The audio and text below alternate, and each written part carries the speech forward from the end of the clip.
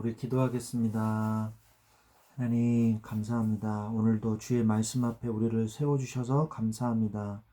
하나님의 말씀이 나의 양식이 참 양식이 되게 하시고, 이 말씀으로 말미암아 세상을 살아가고 정복하는 힘이 되게 하여 주시옵소서. 예수 그리스도의 이름으로 기도합니다. 아멘. 네, 하나님 말씀은 민수기서 30장 1절부터 2절 말씀 같이 보겠습니다. 민수기서 30장 1절부터 2절 말씀입니다. 모세가 이스라엘 자손 지파의 수령들에게 말하여 이르되 여호와의 명령이 이러하니라.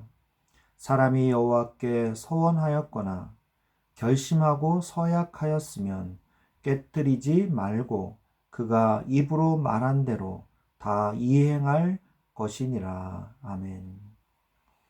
네, 오늘 말씀은 여호와께 서원한 것에 대한 더 세부적인 규례를 하나님께서 말씀을 해주고 계십니다. 서원은 앞서서 하나님께서 말씀을 하셨습니다. 그러니까 레위기 27장에 보면은 성소의 세겔로 하나님한테 서원할 때, 그리고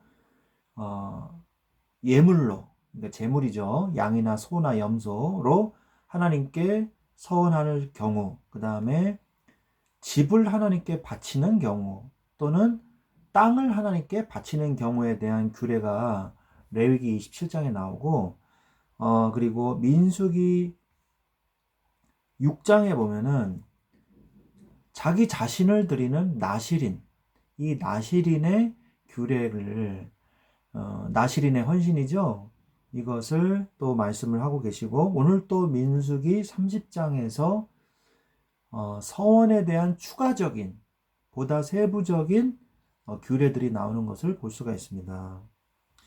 그래서 우리가 일반 법도 이 헌법이 있고 그 아래 하위법이 있잖아요. 그래서 헌법이 바뀌는 경우는 그렇게 뭐 많지는 않죠. 그러나 그 하위법은요, 법을 만들어서 실행을 하다 보면은 법의 허점이나 법의 약점이 보이거든요. 그 법을 또 이용해서 범죄를 저지른 사람도 있고, 그래서 법을 다시 개정을 합니다. 그래서 1차 개정하고 2차 개정하고 이렇게 계속 법을 개정해요. 그게 바로 이 법을 보완하기 위해서 그렇게 하는 거거든요. 그거는 실제로 해보지 않으면 모르는 겁니다. 그러니까 법을 만들 때는 몰라요. 근데 실제로 해보면 더 구체적인 규정이 필요하구나. 더 구체적인 수정해야 될 내용들이, 더 추가해야 될 내용들이 나오는구나. 이렇게 되는 것이거든요. 그래서 우리가 하나님의 말씀도 이제 그렇거든요. 사도신경, 이 신앙 고백이지 않습니까? 이 사도신경의 신앙 고백이 처음은 뭐냐면은 주는 그리스도시요 살아계신 하나님의 아들이십니다 라는 이 성경 구절이에요. 그래서 그 성경 구절의 헬라어를 맨 처음 그 이니셜만 따면 익두스가 되는 거죠. 그 익두스가 또 우연치 않게 헬라어로 물고기라는 뜻이 되잖아요. 그래서 아무튼 사도신경의 맨 처음은요, 주는 그리스도시요 살아계신 하나님의 아들이십니다 라는 고백이었어요. 그런데 이게 점점 부족한 거예요. 왜? 초대교회 때에 몬타너스주의라든지 이런 이단의 세력들이요 도전을 해왔단 말이에요. 초대 교회사에. 그러니까 이 이단들의 도전에 맞서서 더 정확하고 더 구체적인 신앙 고백이 필요했던 거죠. 그래서 점점점 더 이 신앙 고백에 더 세부적인 내용들이 추가가 된 거예요. 그래서 오늘날에 사도신경이 완성이 된 것이거든요. 그래서 오늘 말씀도 마찬가지예요. 서원이라는 이 율법에 대해서, 규례에 대해서 실행을 해보니까 어떤 경우가 생겼냐면, 결혼하기 전에 어떤 여자가 서원을 한 거예요. 그런데 그 서원을 이행하지 않고 뭐 차일피일 어쩌다 보니까 안 하게 된 상태에서 결혼을 했어요. 결혼을 했는데 남편은 이제 결혼을 하게 되는데, 남편은 이 부인이 이 서원한 거를 안 했으면 좋겠는 거예요. 뭐 하나님을 싫어하는 게 아니라 다른 이유에서 좀 안 했으면 좋겠다, 이게 생각이 드는 거예요. 근데 여자는 아니다, 나는 하나님한테 서원한 거기 때문에 무조건 지킬 거다. 그러면 갈등이 일어나잖아요.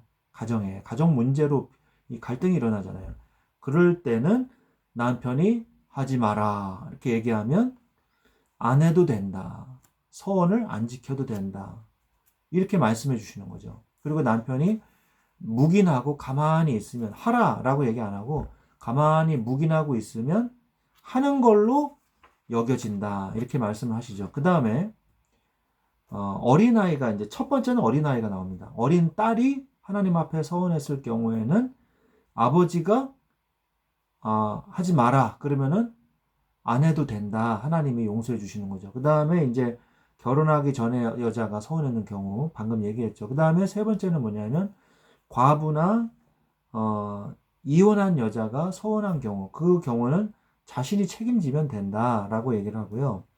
그 다음에 이제 유부녀가 결혼한 후에 서원을 한 경우에도 남편에게 얘기를 안 하고 혼자 서운한 거예요.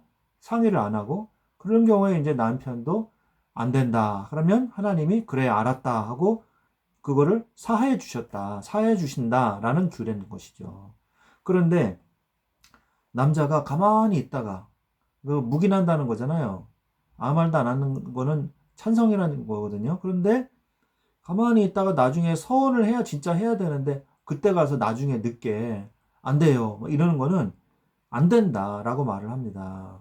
그래서 그것은 남자가 책임을 져야 된다. 남자 또는 아버지가 거기에 대해서 책임을 져야 하느니라 라고 말씀하면서 오늘 말씀을 끝맺습니다. 자, 서원은 뭘까요? 서원은 하나님 앞에 작정하는 거예요. 그 뭘 작정하냐?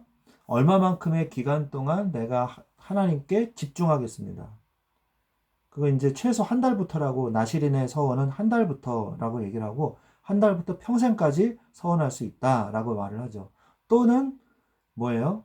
성전의 세겔로 하나님 앞에 서원하겠습니다. 또는 집을 하나님께 드리고, 또 뭐예요? 땅을 하나님께 드리겠습니다 라는 내용들이 자세하게 나옵니다. 자, 그런데 이 서원을요 아무나 하면 안 돼요. 그래서 막 남발을 하면 안 된다는 거죠. 왜냐? 반드시 하나님 앞에 얘기한 건요, 거기에 대한 책임을 져야 한다는 것이기 때문입니다. 그래서 아무나 하면 안 돼요. 저도 하나님 앞에 서원했거든요. 하나님, 내가 주의 종으로서 주님 앞에 서원합니다 라고 고백을 할 수밖에 없었어요. 왜? 하나님이 저에게 강력하게 성령으로, 하나님의 주권으로 나의 마음과 나의 의지를 주장해 주셨거든요. 처음에는 저도 하나님, 저는 못합니다 이렇게 얘기했어요. 기도했어요, 하나님한테. 근데 하나님이요, 기도할 때마다 제 마음속에 막 기쁜 마음을 주시고 응답을 주시고 막 미래를 보여주시고, 뭐 예언이 아닙니다, 미래의 응답, 이 비전을 보여주시고, 그러면 저한테 막 하라고 그러시는 거예요. 그래서 제가 너무 기쁜 마음으로 이제 신학대학을 갔거든요. 그래서 늘 저는 거기에 대한 당연한 확신이 있죠. 하나님이 나를 부르셨구나. 그래서 서원하게 하셨구나. 근데 이제 신학대학교에, 이제 신학대의 신학과를 다니는 학생들 중에 그런 응답을 안 받은 사람들이 있어요.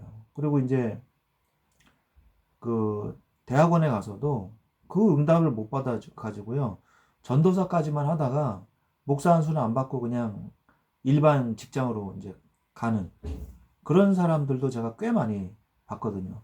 도중에 이제 뭐 자퇴를 한다든지, 군대를 갔다가 와서 복학을 안 한다든지, 그냥 다른 과를 간다든지, 그런 분들 보면서 제가 많이 제 친구들 중에도 그런 사람이 있어서 좀 안타까워 했거든요. 그래서 잘못하면요, 굉장히 방황하고 갈등할 수가 있어요. 그래서 하나님은 우리에게 서원하는 마음을 먼저 주십니다. 그래서 그 서원하는 마음을 주셔서 그 서원하는 마음이 정말 하나님이 주시는 마음이 맞는지 확인이 되면 그때 하나님 앞에 서원하면 되는 거예요. 그래서 하나님은 우리에게 이 말씀을 주시고 그 말씀을 우리에게 지킬 수 있도록 그 은혜를 주시는 것입니다. 그러나 우리가 하나님 앞에 정말 서원해야 되는 것이 있다면 반드시 서원해야 됩니다. 반대로. 그래서 내가 정말 하나님께서 나한테 이 성령의 충만함으로, 성령의 주권과 성령의 이 강권하심으로, 하나님의 강권하심으로 우리에게 역사하실 때가 있거든요. 그럼 그것을 잡아야 돼요. 하나님이 우리에게 주시는 이 서원의 축복을 우리가 놓쳐서도 안 된다는 것이죠. 성경에는 분명히 서원이라는 말이 나오고 서원하는 자가 있다는 것입니다. 내가 서원을 안 한다고 해서 뭐 부끄럽거나 서원했다가 취소를 하거나, 오늘 취소하는 방법에 대해서 오늘 얘기한 거거든요. 취소를 했다 할지라도 오늘날은 뭐 내가 뭐 부인이 남편한테 허락을 받고 뭐 그러지는 않아도 되죠. 이건 이제 구약의 율법이었으니까 지금은 신약의 시대고요. 그래서 개인이 하나님 앞에 기도를 하고 서원을 했으면 하나님 앞에 지키면 되는 거예요. 그리고 끝까지 가면 되는 겁니다. 근데 내가 지킬 힘이 없다. 나는 못한다. 그럼 하나님한테 기도하면 돼요. 하나님, 저는 못할 것 같습니다. 이거 안 될 것 같습니다. 제가 정말 하려고 그러는데 할 수 있게 도와주십시오. 그러나 못한다면 어쩔 수 없이 저도 못하게 될 것 같습니다. 기도하면 돼요. 천천히. 솔직하게. 기도하면 돼요. 어떤 방식으로 하나님 앞에 서원을 하든지 간에 서원은 정말 하나님 앞에 고귀하고 감사하고 즐겁고 기쁜 거예요. 괴롭고 힘들고 어려운 거 아닙니다. 하나님이 우리에게 주신 서원은요, 기쁘고 감사하고 즐거운 낙헌제요, 서원제요, 화목제인 것입니다. 그래서 하나님 앞에 하나님의 뜻을 발견하고 하나님 앞에 드림받는 이런 축복의 삶을 사시기를 주 예수 그리스도의 이름으로 축원드립니다. 기도하겠습니다. 하나님 감사합니다. 우리에게 서원의 축복을 주신 하나님 감사를 드립니다. 우리의 인생이 모든 것이 다 주님께 드림바 되었는데 무엇을 아버지 하나님 또 못 드리겠습니까? 그러나 하나님께서 특별히 은혜를 주신 사람에게만 서원의 축복을 또 주시는 줄로 믿습니다. 하나님께서 택하신 자를 통하여 서원의 축복을 누리게 하시고 하나님께 드림으로 인하여 오히려 더 큰 축복을 누리는 응답의 서원, 축복의 서원, 낙헌제와 서원제와 화목제가 되게 하여 주옵소서. 나의 삶이 사실 주님 앞에 드림받은 줄로 믿습니다.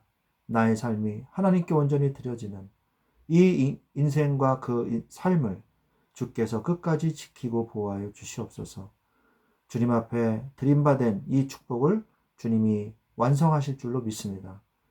감사하며 예수 그리스도의 이름으로 기도합니다. 아멘.